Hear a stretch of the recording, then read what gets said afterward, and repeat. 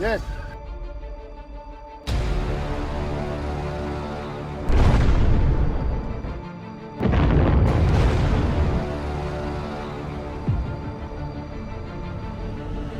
Russia just suffered its worst month on the battlefield in 2.5 years, and the Kremlin is scrambling to hide it from the world. For the first time since the full-scale invasion began, Vladimir Putin's army has gone an entire month without gaining a single net kilometer of Ukrainian territory. Not one. And this catastrophic collapse happened during the exact moment Russia launched its most ambitious operation of 2026, the so-called Grand Spring Offensive. Here is what makes this story extraordinary. While Russian generals were promising Putin a breakthrough, Ukrainian forces were quietly doing the opposite. They were taking territory back. Roughly 450 square kilometers reclaimed since the counteroffensive began, with about 50 square kilometers seized in March, alone confirmed personally by Ukraine's commander-in-chief. And the weapon that did it was not a billion-dollar American jet or a German Leopard tank. It was a swarm of cheap plastic drones guided by a cloud-based battlefield network that Moscow simply cannot match. What you are about to see is a turning point. Because in March of 2026, the illusion of Russian military power finally cracked wide open, and almost nobody is talking about it. We're going to walk you through exactly how a smaller, poorer country just humiliated one of the largest militaries on Earth, and why the Kremlin has no answer for what comes next. Now let's get to what actually happened, because the scale of Russia's failure here is genuinely staggering. On April 15, 2026, Ukraine's Commander-in-Chief General Oleksandr Syrsky took to Facebook to deliver a message that would have been unthinkable just 1 year ago. Syrsky confirmed that Ukrainian forces had retaken approximately 50 square kilometers of occupied territory during the month of March alone. And he did it at the exact moment Russian state television was promising viewers that Putin's Grand Spring Offensive would shatter Ukrainian defenses and collapse the entire Donbass front. But Syrsky's announcement was only the surface. According to the Institute for the Study of War, or ISW, March of 2026 marked the first month in 2.5 years in which Russia failed to achieve any net territorial gain anywhere along the 1,200-kilometer front line. Let that sink in. For 30 consecutive months, through brutal winters, through mud seasons, through wave after wave of mobilized conscripts, Russia had managed to creep forward somewhere, anywhere on the map. And then in March, it all stopped. Reported by France 24 and confirmed through ISW's data aggregations, as well as reporting from Ireland's RTE citing AFP sources, the Russian advance simply flatlined. Meanwhile, Ukraine kept pushing, kept taking ground back, and kept killing Russians at a rate the Kremlin cannot sustain.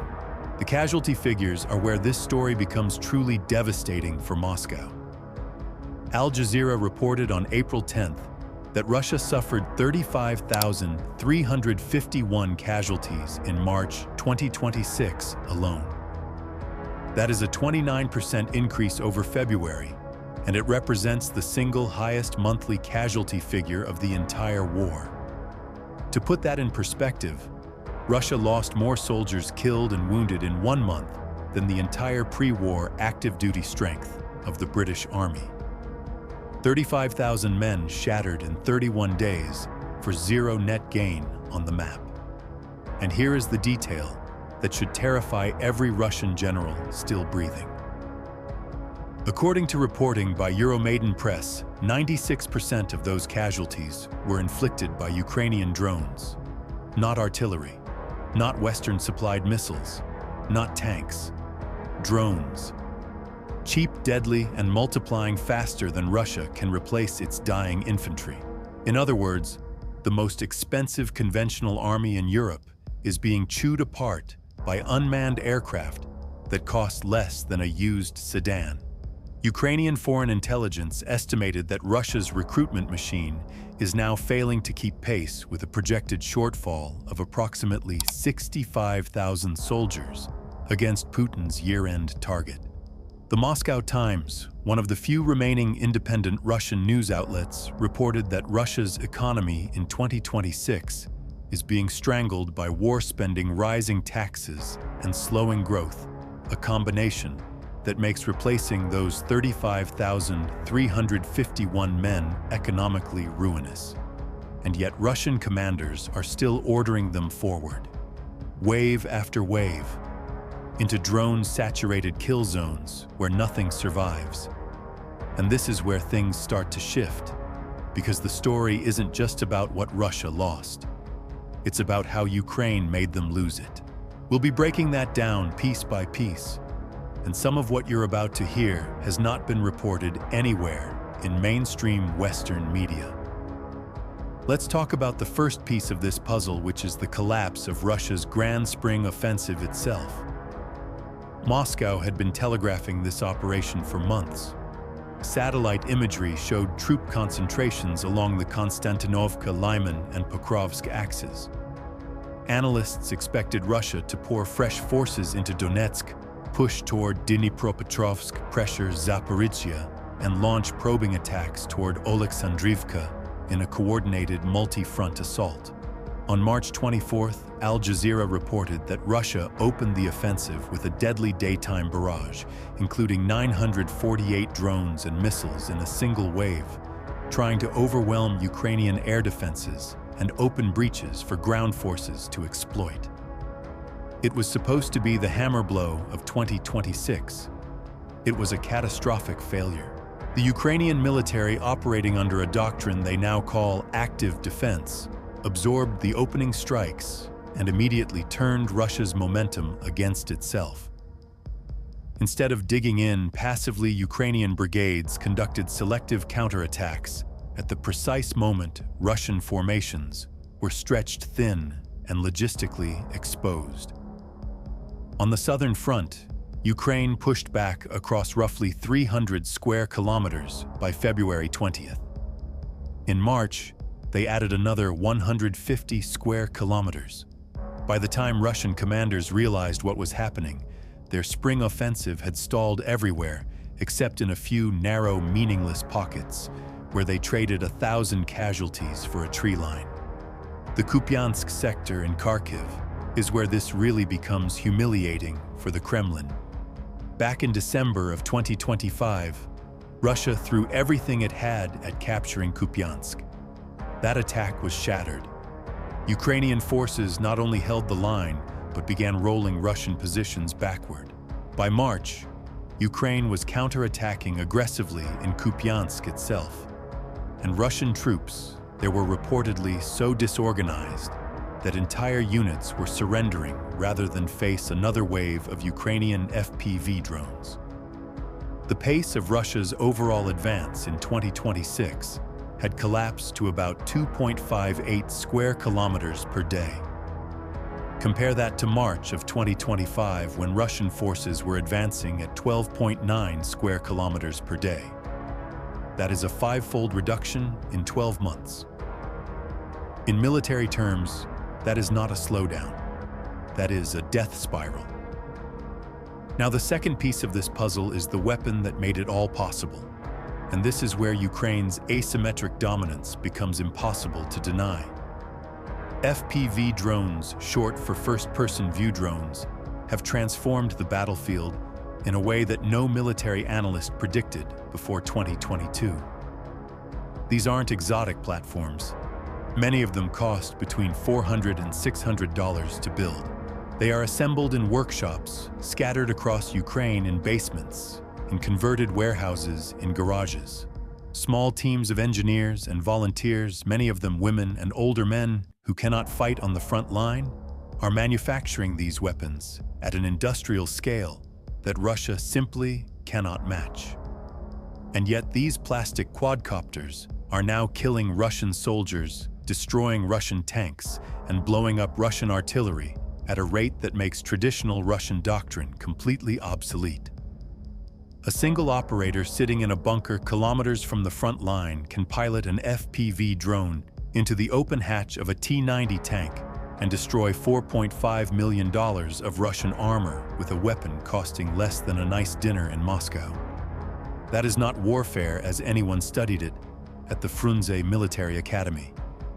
That is a complete inversion of the industrial age cost curve that Russian doctrine was built on. ABC News reported that in March of 2026, for the first time in the entire war, Ukraine launched more long-range drones into Russian territory than Russia launched into Ukraine. Read that again. The country that started this war as the smaller, poorer, and militarily weaker side is now out-droning the nuclear-armed aggressor that has spent trillions on defense over the past 3 decades. And the United Kingdom is pouring gasoline on this fire. London has committed to delivering more than 120,000 drones to Ukraine in 2026 alone, a pipeline of precision firepower that no amount of Russian mobilization can match. Add to that Ukraine's own rapidly expanding mid-range drone production, a new generation of platforms designed specifically for the Eastern European battlefield, and you have a supply chain that is genuinely unstoppable. But before we get to the third piece of this is a quick reminder that you're watching Russia Crisis Report. We bring you the full picture, not just the headlines. So hit subscribe to ensure you stay ahead of the curve. The third element of Ukraine's success, and arguably the most important, is something the public rarely hears about. It's called Delta.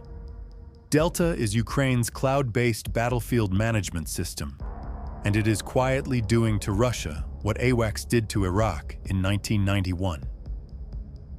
Delta aggregates real-time intelligence from satellites, drones, ground reconnaissance signals, intercepts, and even civilian smartphone reports into a single digital map that every authorized Ukrainian commander can access from a tablet or laptop.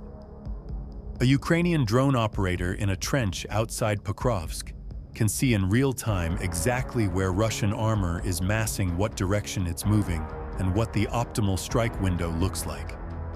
Russia has nothing comparable. Their command and control is still being run through radio nets and paper maps in many sectors, which is genuinely astonishing for a supposed modern military in 2026. Russian officers at the battalion level often don't know what's happening in the neighboring battalion. Their reconnaissance drones get jammed, their communications get intercepted, and their soldiers, by the time they actually see a Ukrainian position, are usually already inside a drone kill zone they had no warning about. Layer Delta on top of Ukraine's FPV drone swarms, and you get something that looks less like trench warfare and more like a video game where one side has turned on the wall hack and the other side is fighting blind. Russian infantry columns are spotted the moment they assemble. Their movements are tracked from staging area to assault line, and the strikes come from everywhere at once. This is why 96% of Russian March casualties came from drones. It's not because Ukraine has more drones, though they do. It's because Ukraine has better information about where Russian soldiers are standing. And this is where things start to get really serious for Moscow, because Ukraine has been using this same intelligence advantage to gut Russia's strategic depth. The fourth piece of this story is Ukraine's systematic destruction of Russia's air defense network. According to the Kyiv Independent, between June of 2025 and March of 2026, Ukraine conducted 429 separate strikes against Russian air defense systems. That is more than 1 strike per day, sustained for nearly 10 consecutive months. The targets included S-300 and S-400 batteries, early warning radars, Pantsir point defense systems, and integrated command nodes. Every single one of those 429 strikes represented a hole punched into the supposedly impenetrable shield protecting Russian airspace. And the consequences are now catastrophic for the Kremlin. With Russian air defenses degraded, Ukraine has been able to push its long-range drones deeper and deeper into Russian territory. Oil refineries in the Baltic region have been set ablaze. Al Jazeera reported on March 27th that Ukraine was fending off increased Russian attacks, while simultaneously striking at the heart of Russia's oil revenue infrastructure. Think about that strategic picture. Russia is trying to launch a grand offensive. Ukraine is not only stopping that offensive on the ground, but simultaneously burning down the gas stations that fuel it. The same Shahed drones that Russia imported from Iran and stored in occupied Ukrainian territory are now being hunted down and destroyed on their launch pads by Ukrainian precision strikes. The hunter has become the hunted. And this is where Russia's problems compound on themselves in ways that even senior Russian officers are starting to acknowledge privately. Every drone strike on a refinery reduces the fuel available for Russian armor. Every strike on an air defense battery opens another corridor for the next Ukrainian raid. Every successful Ukrainian counterattack in Kupiansk or along the southern front forces Moscow to redeploy reserves that were supposed to be powering the Grand Spring offensive. The whole Russian war machine is starting to eat itself. Let's talk about Russia's response to all of this, because it is genuinely desperate. Faced with collapsing advances, record casualties, and a drone gap they cannot close, Russian commanders have doubled down on the one tactic they know: meat waves. The Kremlin is still funneling newly mobilized soldiers into frontal assaults against Ukrainian positions, even though those assaults are being annihilated by drones before they reach their objectives. Video after video geolocated and verified by Western open-source analysts shows Russian infantry advancing in small groups on foot, on motorcycles, even on civilian electric scooters, because they have lost so many armored vehicles that there is nothing left to ride into battle. RBC Ukraine reported that Russia's recruitment for the war against Ukraine has slowed to the point where regional governors are being pressured to meet quotas they cannot fill. The Moscow Times detailed how war spending has pushed Russia into higher taxes and slower growth, eroding the civilian economy that was supposed to underwrite this endless campaign.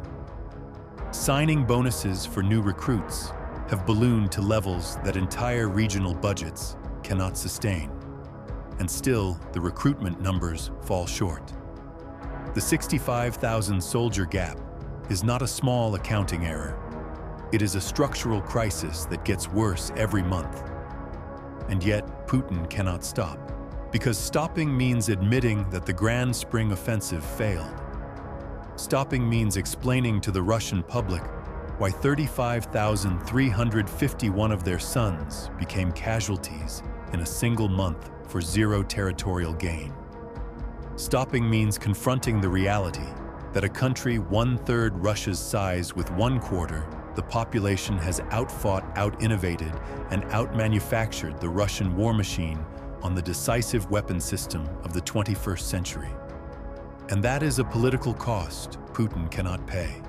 So the meat waves continue, and the drones keep hunting, and the casualty numbers keep climbing. What comes next could change everything. Now, what does all of this mean for the broader war? The strategic implications here are enormous, and they go far beyond a few hundred square kilometers of Ukrainian farmland. First, the myth of Russian military superiority is now dead. It died in March of 2026 in the drone-infested fields outside Pokrovsk and Lyman. Any remaining argument that Russia is a great military power capable of projecting conventional force against NATO has been shredded by the reality that Russia cannot even sustain offensive operations against a country it outnumbers. European defense ministries are watching this closely, and they are drawing conclusions that will reshape NATO doctrine for a generation. Second, the cost equation of modern warfare has been permanently inverted. Ukraine is destroying tens of millions of dollars worth of Russian equipment, using drones that cost a few $100s each. A single Russian T-90 tank worth roughly $4.5 million can be eliminated by an FPV drone costing less than $500. That is a 9,000 to 1 cost ratio. No economy on Earth, not even one with Russia's oil revenue, can absorb losses at that exchange rate indefinitely. The Pentagon, the Ministry of Defense in London, and defense planners in Berlin, Warsaw, and Seoul are all rewriting their procurement strategies based on what Ukraine has proven works. Third, and this is the part that should genuinely worry the Kremlin, Ukraine's momentum is accelerating, not slowing.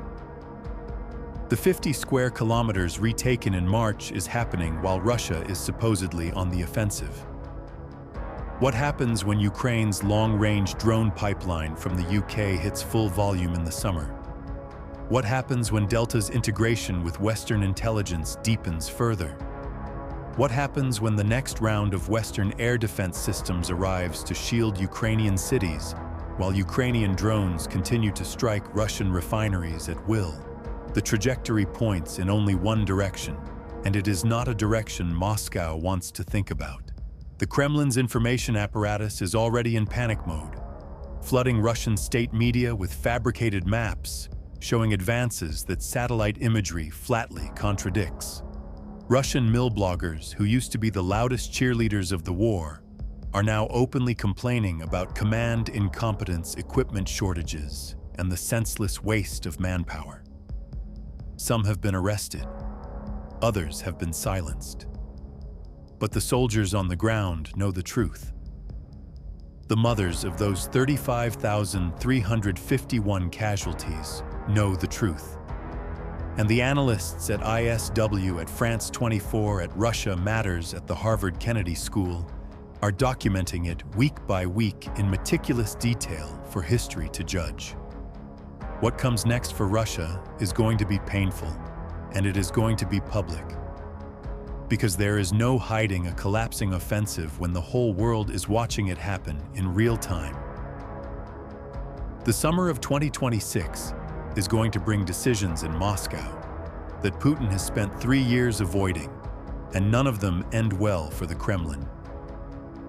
And if you enjoyed this video, remember to subscribe to Russia Crisis Report to see more of our coverage of Ukraine's counteroffensive against Russia's Grand Spring Offensive. And thank you as always for watching.